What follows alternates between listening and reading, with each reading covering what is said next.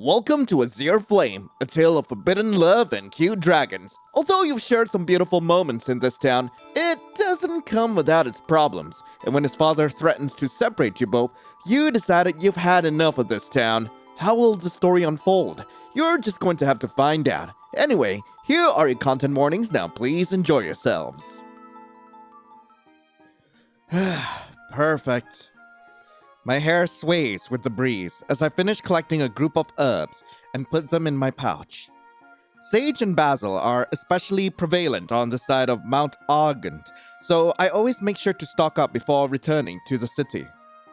While the wind is gentle, it carries a lot of the pleasant fragrances from the scenery, especially the herbs. I wish I could say the same about my concoctions. Why do they always smell so bad? Sometimes I actually wish someone would hear my rhetorical questions. Whatever. Who cares if they don't smell like fresh mint or lemon balm? At least they work. I think. I'm about to head back when the gleam of the lake stops me in my tracks. Hey, yo! What? Should I get some algae? Nah, control yourself, Vance. At this point, you'll never finish your project. What will Carmelo think? But my stash is running a bit low, not to mention the hair oil. I rub a tiny lock of hair between my fingers. Dry and kind of frizzy. Well, who says I can't surprise Mello with two things? I'll just grab a handful. Fans! Ah! Oh, that's adorable! Guess who? Carmelo? Yes, it is. Your amazing and most wonderful lover. My bewilderment immediately melts into a smile at his theatrics. I can't help but snort. What are you doing here? I thought we would meet up at my place later. I missed you, so I decided to cut my time short.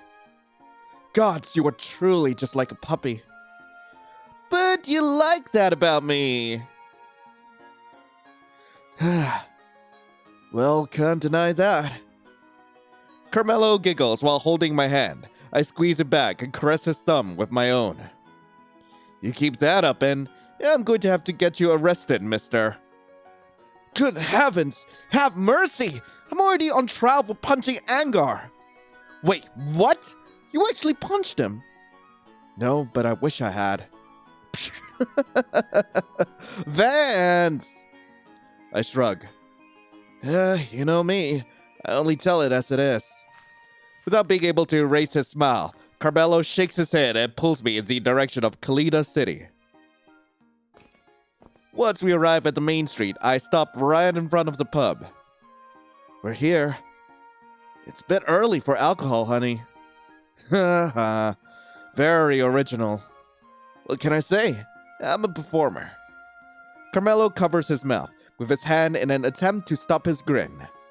He fails spectacularly, though he does succeed in making me laugh along with him.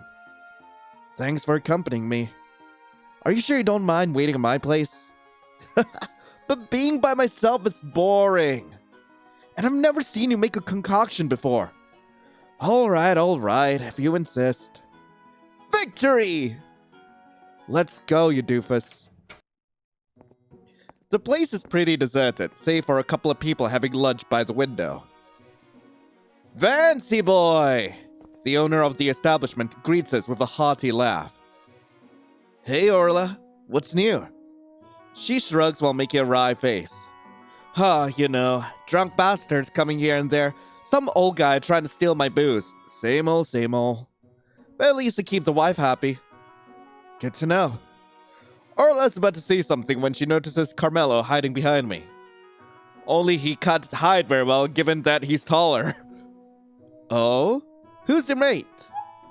I turn to look at him and I swear I almost hear him squeak. He's, Hi, my name is Carmelo. Nice to meet you. I guess that's one way to introduce yourself. So this is the guy. Yeah? Blimey! Oh, Mello, my boy, I've heard so much about you. Before he can say anything, Orla gives him a bone-crushing hug. Help me! luck, sweetie. Traitor! I laugh as I make my way towards the bar counter. Since I don't have enough budget to make my own shop, Orla lets me use her pub to prepare my concoctions with the help of her utensils. She even tells the regulars about me in the hopes that I could get some clients. No wonder she was Dad's best friends. Birds of a feather and all that. The next couple of hours, I make a number of potions and decoctions by boiling some herbs in water, as well as crushing the rest with mortar and pestle. More people start coming in for a drink and snacks, too. Every few minutes, I make sure to check on Carmelo to see if he's bored, but to my surprise, it seems he has taken to chatting with Orla.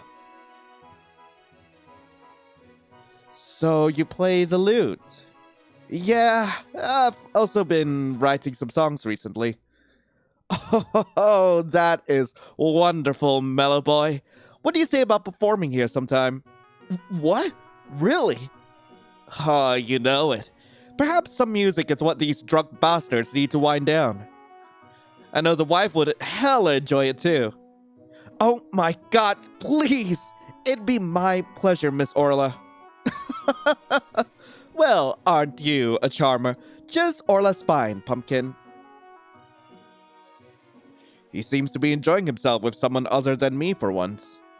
I'm glad.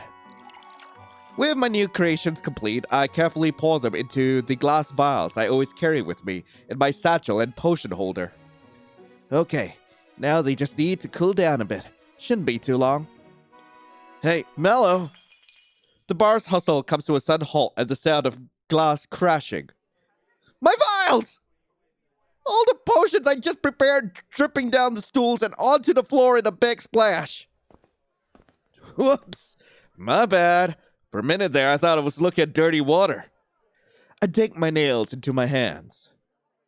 Of course it's this bastard and his bonehead twin siblings. Again. I give the pub a glance over, but don't see any signs of Carmelo given how crowded it's become in the last hour. So I swear I can hear Orla's voice screaming, "Oi! What's going on here?" It's not worth it, Vance. You could just make more later. What? Not even a greeting? Cat got your tongue?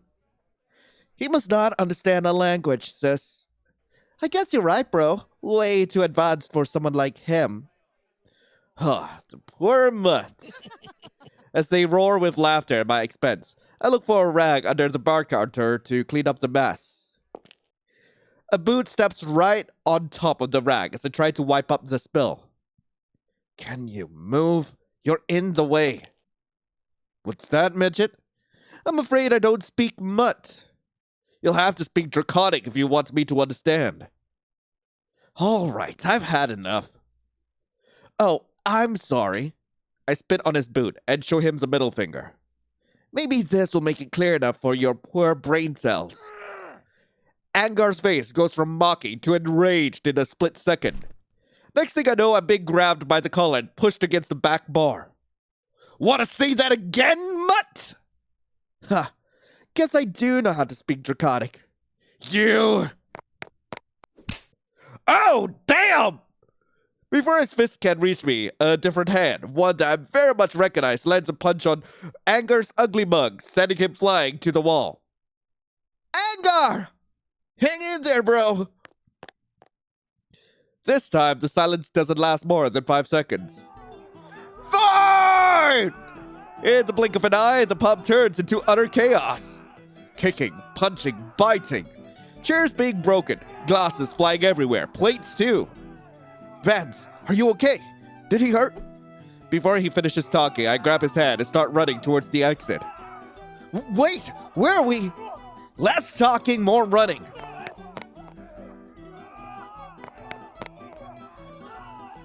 I pass by Orla on my way out and raise my free hand to my nose in apology. She sighs but gestures for me to get going while carrying a passed out man on her shoulder. I am so glad she's on our side. Well, I guess we're out here.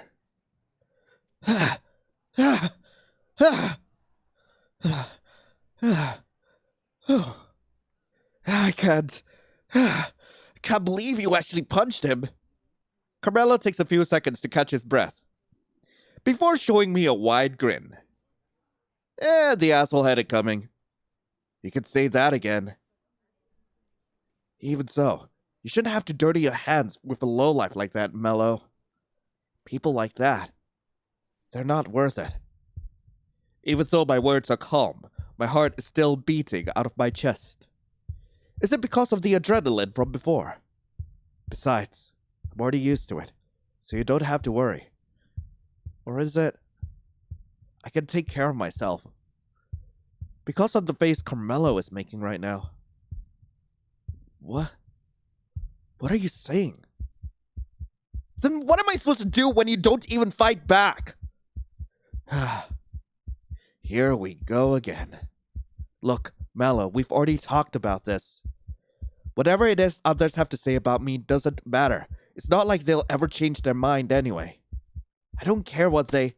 I care! I care. So much. The way they look at you, talk about you, look down on you. The way they made you convince yourself that you're used to it, even though it's obvious you're forcing yourself to keep the peace. And my father. He bites his lip so hard it starts bleeding. My father is the worst of them all. Carmelo. Why? Why couldn't you see that seeing you hurting hurts me too? You shouldn't talk badly about yourself. You shouldn't have to put up with this bullshit. His voice is hoarse from yelling, his hands shaking. His eyes glossy, like he's trying hard not to cry. A deep sudden roar, loud enough to shake the earth, roots me to the ground. Then I see him. Hostile, intimidating. Towering over both of us with his colossal height, Carmelo's father. Ignoring me completely, he looks at his son's direction. Where in the devil have you been? I asked you a question. Don't make me repeat myself. Carmelo flinches at his tone. His hands are shaking. Just out for a walk? Just out for a walk? My nails clutch onto my shirt. But I was about to head home, sir. I almost feel like I could rip it apart with how hard I'm holding it. And why, may I ask, have you gone on such a long walk? When you knew full well who we were meeting today. What? What the hell is this? I knew Carmelo didn't like his father, but this is not apparent. Do you know how humiliating it was to have to excuse myself because my son, my own flesh and blood, wasn't at the agreed location? What could have been so important that you had to miss out our first meeting with your fiancé? But I don't want a fiancé. I have a love... Silence! You do not want to provoke me, Carmelo. Trust me. Do you seriously expect me to allow you to marry this thing? He turns to look at me with disgust. The feeling's mutual, asshole. Don't call him that. He's my... I will refer to it however I please, and for what it truly is, a disgusting vermin. Even leaving his revolting dirt blood aside, two males cannot produce an offspring, and it's just unnatural. Hey, it's 2025! Well, maybe not in the context of this universe, but I'm pretty sure that M-Preg is a thing here too, and if it's not, we will make it a thing! If you absolutely must be with a man, at least choose someone appropriate, and once you have a child. Or are you going to babble that nonsense about not having sexual urges again? You are a dragon, not an elf. Us dragons need to preserve the pure bloodline. Our needs and wants are irrelevant. You are an adult already. Start acting like one! Carmelo lets out a quiet sob. His body won't stop shaking. Screw this! I put myself in front of Carmelo and hold one of his hands. Sorry to interrupt, but I think I almost went deaf with all the horse shit I've just listened to. Why am I not surprised the vermin speaks with vulgar words? Me? I think you need to look in a mirror, sir.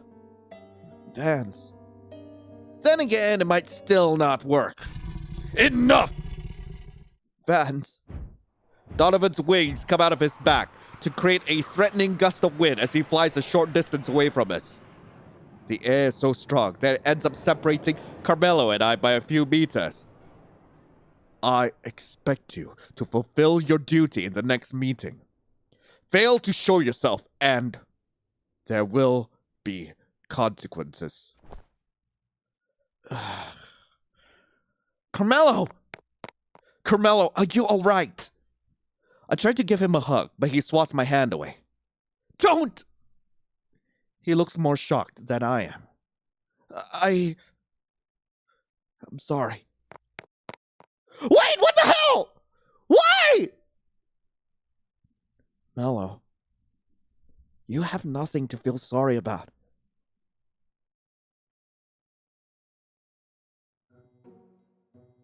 After a whole night of almost no sleep, I turned to Orla's tavern and helped her clean up yesterday's mess.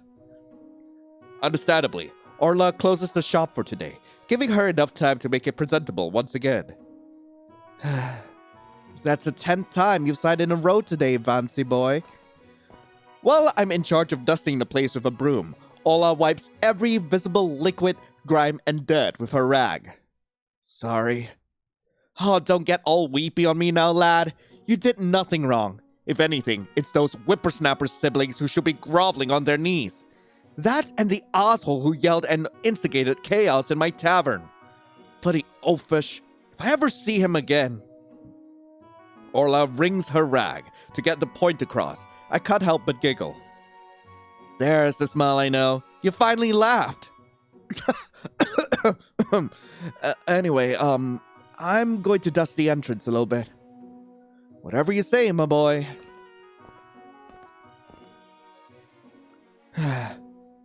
What if he never speaks to me again? I would never do that to you. It's my boy!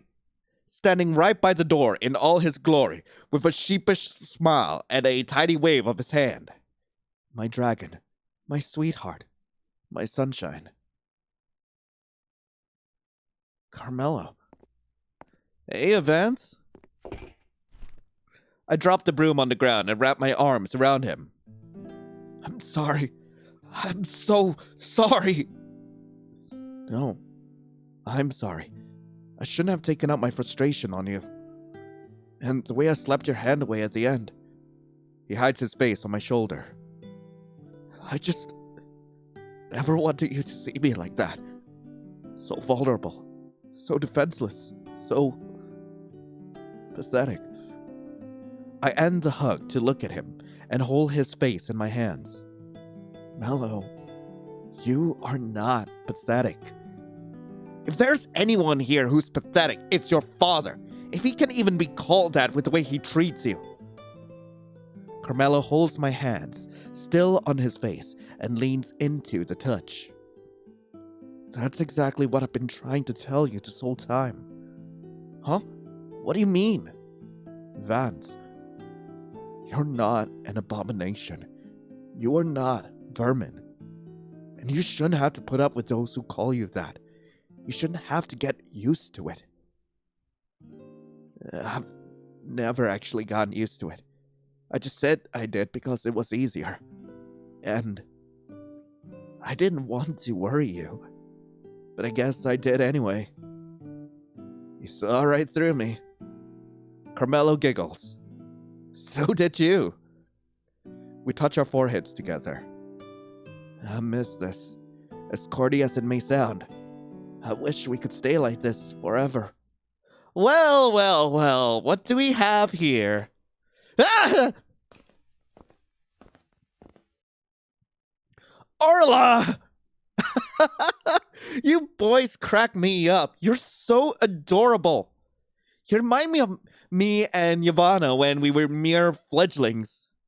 Ah, Orla, please! You should go ahead and have a little old date. Huh? Where did that come from? Strike while the iron's hot. Now that apologies are out of the way, have a deep conversation, you two. You'll thank me later. I bit my lip while holding on to my arm. Are you sure? Sure, I'm sure. But what about the tavern? I haven't finished dusting the place up yet. Ah, you did enough. Nothing that can't salvage. Now go. All right. Thank you. Orla. Carmelo makes a few steps towards her. Can you give me your hand? Orla looks puzzled, but does as she's asked. Carmelo kisses it, and a blue flame tattoo reveals itself on top. What the? He then takes out his lute and starts playing. Ah! This is... Just as the melody fills our surroundings, the flame on Orla's hand glows.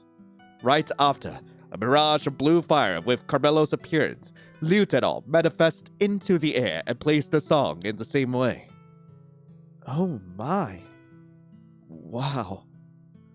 Carmelo once told me song dragons have illusion magic, but I've never seen it with my own eyes. Are the Azure flames part of it? Once the song is over, the mirage disappears right along with it. A gift to show my thanks. And to apologize for yesterday. Just kiss the flame tattoo on your hand if you want to hear the song again, and the mirage will play it for you. It won't last forever, but you should be able to enjoy the song a few more times. Hello, my boy. Heavens, I don't know what to say. Why don't you show it to Yavanna? I'm sure your wife will love it. Blimey, that's an idea. As Orla yells with glee from her musical present, we wave her off and head on our way.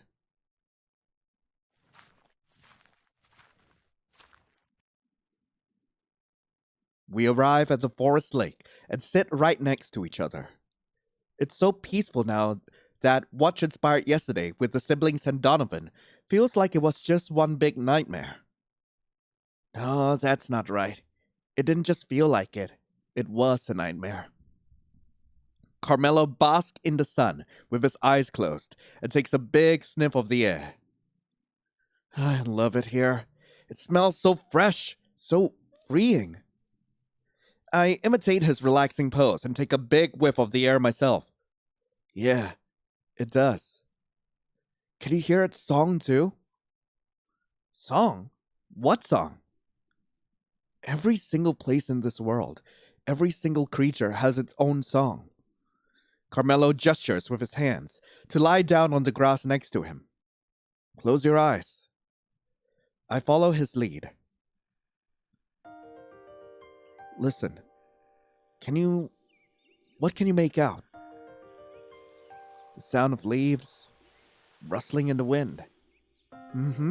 Keep going. The trilling of bugs? Yeah. Birds. Lots of chirping birds. And splashes from the lake. Fish, maybe? Anything else? The wind whistling into my ears. You can open your eyes now. Oh, I thought I was gonna see him on top of me. So, how do you feel?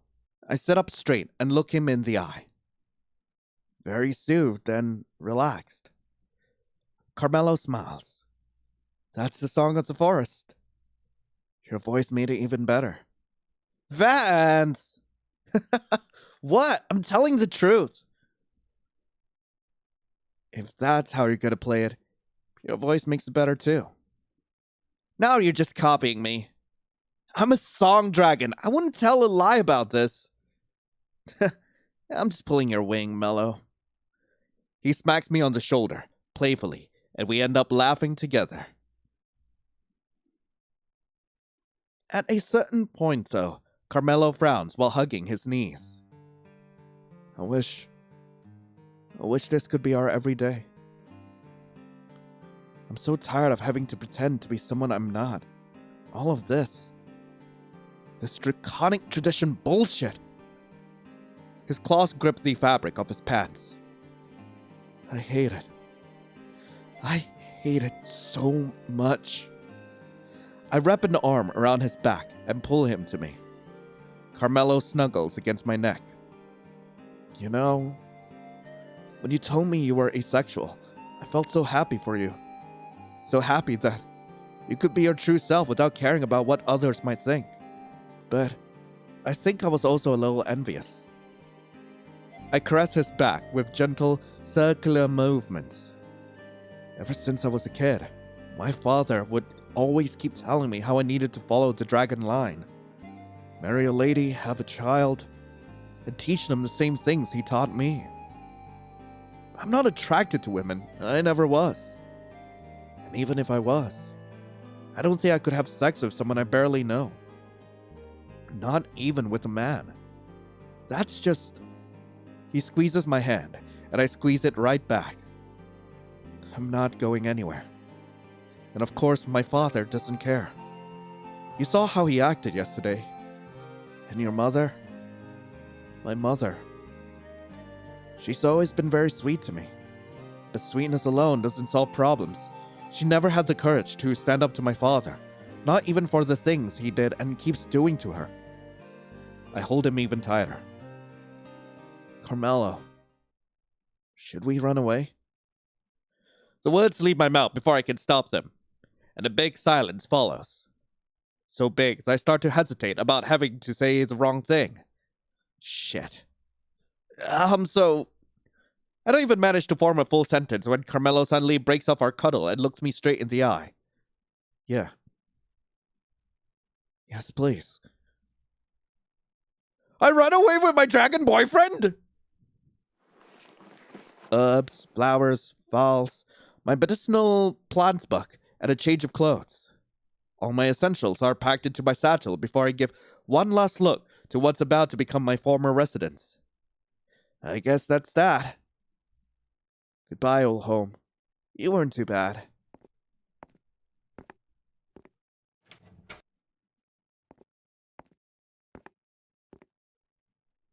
Huh. Neat. After a few minutes of walking, I reach Orla's pub, my other home. There doesn't seem to be much of a ruckus inside, so she must be about to close. I take a deep breath, and with a shaky hand, knock on the door. Orla's steps get closer and closer until she finally turns the knob. Vancy boy! You never come this late. What? She pauses when she notices my satchel. It's stuffed. For a few inextricable and very tense seconds that feel like hours, none of us say anything. Then before I can break the silence, Orla goes back inside. I would have probably panicked if she hadn't left the door open.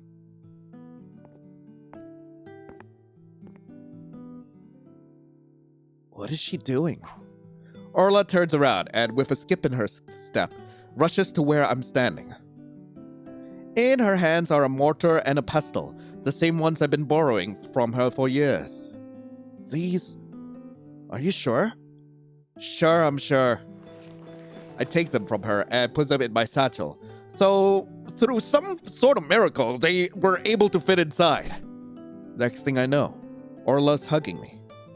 I feel my eyes watering. Take care of yourselves, you hear me? Both of you. I hug her back.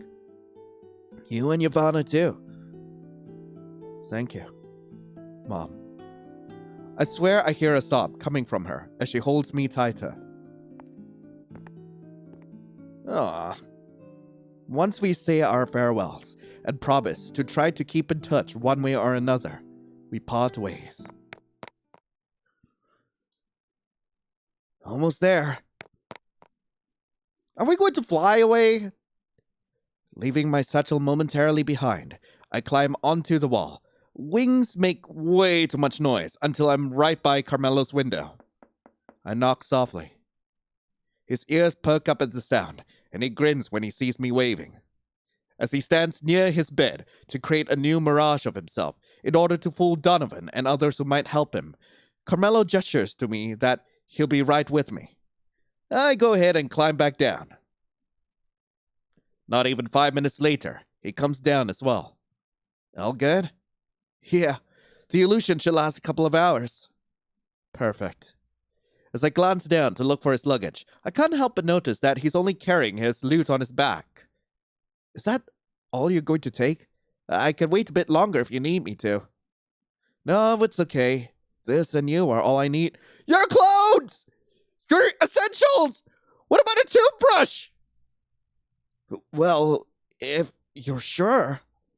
Sure, I'm sure. Orla said the same thing. Huh? She always uses that expression when people ask her if she's sure about anything. Really? Well, that's cute. Yeah, that reminds me. She told me to tell you her goodbyes. I hope we can visit her sometime, or that she and Yavanna can visit us. Me too. We hold hands and interlace fingers. It's time. Ready? Ready. Since Kalida City is too aware of who comes and goes through the air and stone-paved roads, Carmelo and I decide to walk inconspicuously across the grassy areas of Dracana, the montane forest. Step, step, step. Step, step, step.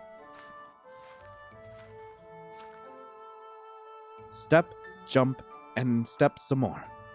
Then, after many days and nights of trials and tribulations, we finally see it. Quercus, the land of the oaks, a vast forest land with different areas reminiscent of the four seasons. And well, one extra zone that we weren't exactly sure what it was. The book said nothing about it, but nothing we couldn't explore if we wished to do so. The air is cleaner, the fragrances fresher, the sunlight cozier. So, how do you feel? Carmelo squeezes my hand, like my heart is singing along with the forest. Does that make sense? I squeeze his hand back. It does. I feel like we're going to like this song. Ah, that was heckin' sweet. Anyway, that was Azure Flame. I really hope you guys enjoyed it. If you guys do want to play this for yourselves, link to the game will be in the description below. And I absolutely love this. I love queer stories like these, especially ones that feature like asexual characters. And this was specifically made for this year's Ace Jam by Prekarin and a bunch of other like amazing developers. And God, the moment I saw this game pop up on itch.io, I knew I had to play it, and I'm so glad I did. I'm so glad I did. But anyway, thank you all so much for watching. Hope you all have a lovely rest of the day, and as always, I'll be seeing you in the next video. This is Lion, signing off. Ciao.